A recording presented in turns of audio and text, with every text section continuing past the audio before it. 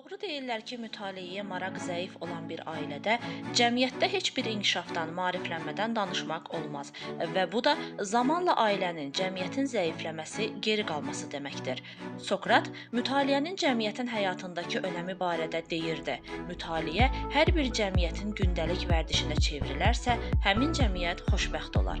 Təsadüfi deyil ki, ümummilli liderimiz Heydər Əliyev mütaliənin insanın bütöv şəxsiyyət kimi formalaşmasına, cəmiyyətin inkişafına əvəzsiz köməyini dəfələrlə vurğulamış, bu sahədə kitabxanalardan mənəvi xəzinə kimi bəhs edərək demişdi.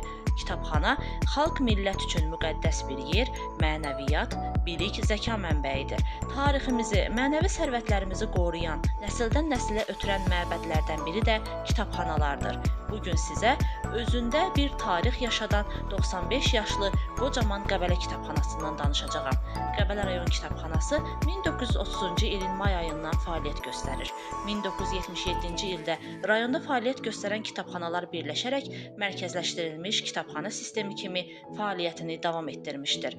Hal-hazırda Qəbələ rayon kitabxanası 1 mərkəz, 2 şəhər, 2 qəsəbə, 11 kənd kitabxana filialı olmaqla fəaliyyətdədir. Mərkəzi kitabxanada 6 şöbə var.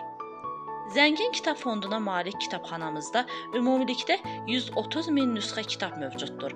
Bunlardan 17.271 nüsxə latın, 11.690 nüsxə kiril qrafikalı ədəbiyyatdır.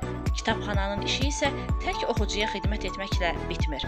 Ölkədə baş verən mədəni hadisələri işıqlandırmaq, görkəmli şəxsiyyətlərin yubileylərinin qeyd edilməsi, prezident sərəncamı ilə həyata keçirilən tədbirlər planının icrası, anım günləri, zəfər günü və digər dövlət əhəmiyyətli tədbirlərin, sərgilərin, ədəbi-bədii gecələrin keçirilməsi də kitabxana sisteminin vəzifələrindəndir.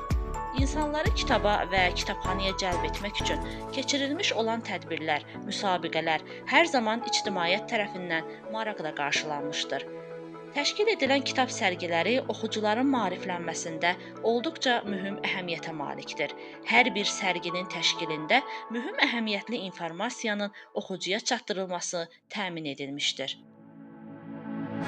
Beləliklə, çoxsahəli fəaliyyətimizlə 95 ildir ki, xidmət edirik. Sizlərə isə asudə vaxtlarınızı səmərəli təşkil etməyə, kitab oxumağa dəvət edirik.